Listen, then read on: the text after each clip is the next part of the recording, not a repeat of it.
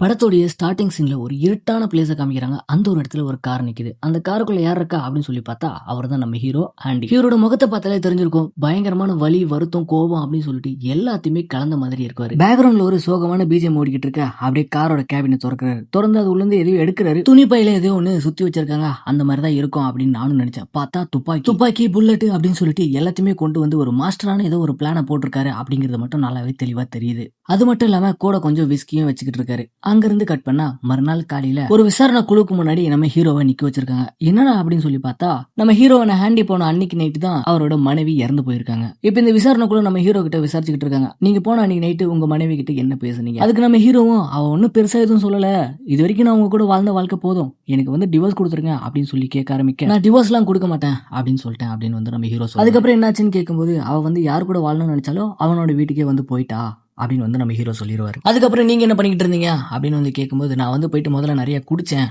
அதுக்கப்புறமா வந்து அவ யாரோட வீட்டுக்கு போனாலும் அவனோட வீட்டுக்கு கீழே போயிட்டு நான் வந்து வெயிட் பண்ணிக்கிட்டு இருந்தேன் அப்படின்னு நம்ம ஹீரோ சொல்லுவாரு. சரி, ஓகே, நீங்க எதுக்காக அங்க போனீங்க அப்படின்னு நம்ம ஹீரோ கிட்ட கேட்க, நான் வந்து கொஞ்சம் குடிச்சிருந்தேன், அவங்க ரெண்டு பேரும் பயங்குத்தலாம் அப்படின்னு சொல்லிட்டு தான் பார்த்தீங்கன்னா அவங்க வீட்டுக்கு நான் போயிருந்தேன், மற்றபடி வேற எதுவும் கிடையாது அப்படின்னு வந்து நம்ம ஹீரோ சொல்லிடுவார். நம்ம ஹீரோன ஆண்டியோ நான் வந்து கொலை பண்ணல அப்படிங்கிற மாதிரி வந்து ப்ரூவ் பண்ண ட்ரை பண்றாரு. பட் கவர்மெண்ட் பார்த்தீங்கன்னா அதை கண்டுபிடிச்சிருது. நீங்க பாத்தீங்கன்னா போயிட்டு வந்ததுக்கான எல்லா தடயங்களும் எங்ககிட்ட கிடைச்சிருச்சு, நீங்க தான் பாத்தீங்கன்னா குற்றவாளி அப்படிங்கிற மாதிரி வந்து சொல்லிடுறாங்க. அங்கிருந்து நம்ம ஆண்டியை கூட்டிட்டு போயிட்டு ஜட்ஜுக்கு முன்னாடி நிக்க வைக்க, இந்த மாதிரி ஒரு கொலை குற்றவாளி இது வரைக்கும் நான் பார்த்ததே இல்லை, அதுவும் படிச்சவன் இந்த அளவுக்கு பண்ணுவான் நான் எதிர்பார்க்கல, உனக்கு வந்து 2 ஆயுள் தண்டனை கொடுக்குறேன், அதுவும் வந்து பெயிலே கிடையாது அப்படின்னு சொல்லிட்டு சொல்லிடுறாரு. இதை கேட்டு நம்ம ஹீரோக்கும் பயங்கரமான ஒரு ஷாக்கு. இதோட நம்ம லைஃபே முடிஞ்சு போச்சுரா அப்படிங்கிற மாதிரி வந்து யோசிக்க ஆரம்பிச்சிடுறாரு. அங்கிருந்து கட் பண்ணா இன்னொரு விசாரணை குழு. அது யாரை விசாரிச்சுக்கிட்டு இருக்காங்க அப்படின்னு சொல்லி பார்த்தா 20 வருஷமா தண்டனை அனுபவிச்சுக்கிட்டு இருக்க ஒரு கைதிக்கு பார்த்தீங்கன்னா பரோல் கொடுக்கலாமா வேணாவா அப்படின்னு வந்து ஒரு குழு வந்து போடுறாங்க. அதாவது வந்து பெயில் கொடுக்கலாமா வேணாவா அப்படிங்கிற மாதிரி பேசுறதுக்கான ஒரு குழு. யார் அந்த குற்றவாளி அப்படின்னு பார்த்தா இவர் தாங்க. இவர் பேர் தான் பார்த்தீங்கன்னா ரெட்டன். இவர் பார்த்தீங்கன்னா வந்து 20 வருஷமா இதே ஜெயில பார்த்தீங்கன்னா தண்டனை அனுபவிச்சுக்கிட்டு இருக்க ஒரு கைதி. இந்த ஒரு என்கொயரி பார்த்தீங்கன்னா இப்பதான் ஃபர்ஸ்ட் டைம் நடக்குதா அப்படின்னு சொல்லி கேட்டா கிடையாது,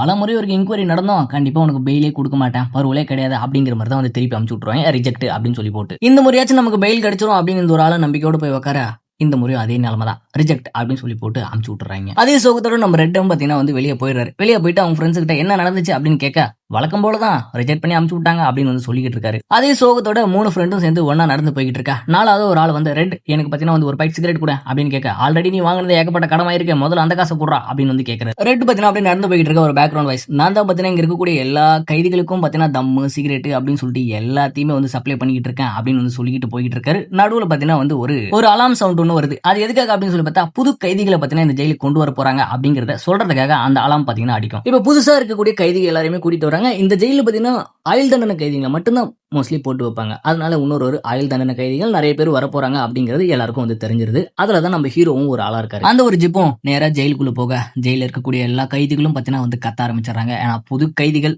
புது முகங்கள் அப்படிங்கிற மாதிரி வந்து பாத்தீங்கன்னா கத்த ஆரம்பிக்கிறாங்க. ஒருத்தர் அந்த கார்ல இருந்து அப்படியே இறங்கி லைன் பை லைனா நடந்து வந்துகிட்டு இருக்க. இன்னொரு பக்கம் பார்த்தா நம்ம ரெட் அவங்க டீம்மேட் எல்லாம் ஒன்னா சேர்ந்து நம்ம வந்து ஒரு பெட்டிங் போட்டுக்கலாம், இந்த முறை பெட்டிங் யார் மேல வைக்கிறீங்க அப்படின்னு ஒருத்தரா கேட்க, ஒருத்தரும் ஒரு ஆளை வந்து கை காமிக்க, அதுக்கப்புறம் நம்ம ரெட்டு பாத்தீங்கன்னா வந்து நம்ம ஹீரோவான ஆண்டியை வந்து கை காமிக்கிறாரு. எதனால இந்த பெட்டிங் அப்படின்னு சொல்லி பார்த்தா முதல்ல யார் அழ போறாங்க அப்படிங்கறதான் பெட்டு. பந்தயம் என்னடா அப்படின்னு சொல்லி பார்த்தா 10 சிகரெட். அதுக்கப்புறம் எல்லாரையும் உள்ள கூட்டிட்டு போயிட்டு சூப்பரிண்டென்ட் முன்னாடி வந்து நிக்க வைக்கிறாங்க. அவரும் பாத்தீங்கன்னா வந்து நீங்க வந்து இங்க இருந்து தப்பிக்காத வரைக்கும் நான் உங்களை பாதுகாக்குவேன் அப்படின்ற மாதிரி வந்து ஒரு வார்னிங் கொடுத்துட்டு எல்லாருக்கும் பாத்தீங்கன்னா வந்து போய் குளிக்க வைங்க இவங்க எல்லாரும் அப்படின்னு சொல்லி அமுச்சு விட்டுறாரு. எல்லா கைதிகளையும் குளிக்க வச்சுட்டு அவங்க எல்லாருக்கும் பாத்தீங்கன்னா பவுடரும் வந்து அடிச்சு விட்டுறாங்க. பவுடர் அடிச்சு விட்டு அம்மனமா தான் ஒட்டு துணி கிடையாது, கையில வந்து துணியை கொடுத்துட்டு வந்து நடங்கலாம் அப்படிங்கிற மாதிரி வந்து கூட்டிட்டு போயிடுறாங்க. மொத்த பேரையும் கூட்டிட்டு போயிட்டு அவங்களோட செல்லுல யாராருக்கு எந்தெந்த செல் இருக்கோ அந்த செல்லுல போட்டு வந்து அடைச்சு விட்டுறாங்க. ஒரு வழியா நைட் ஆயிடுது. மொத்த பேரும் பாத்தீங்கன்னா வந்து அவங்க பிளேஸ்ல போயிட்டு தூங்க ஆரம்பிச்சிடறாங்க. ஜெயிலோட லைட் கீட் எல்லாத்தையும் ஆஃப் பண்ணிடுறாங்க. அதுக்கப்புறமா ஒருத்தரா அழ ஆரம்பிக்கிறாங்க. காலையில பெட்டிங் பண்ணாங்க பாத்தீங்களா, அதுல யாரெல்லாம் தோக்குறாங்க யாரெல்லாம் ஜெயிக்கிறாங்க அப்படின்னு பார்த்தா நம்ம ஹீரோ கடைசி வரைக்கும் அழமாட்டார்.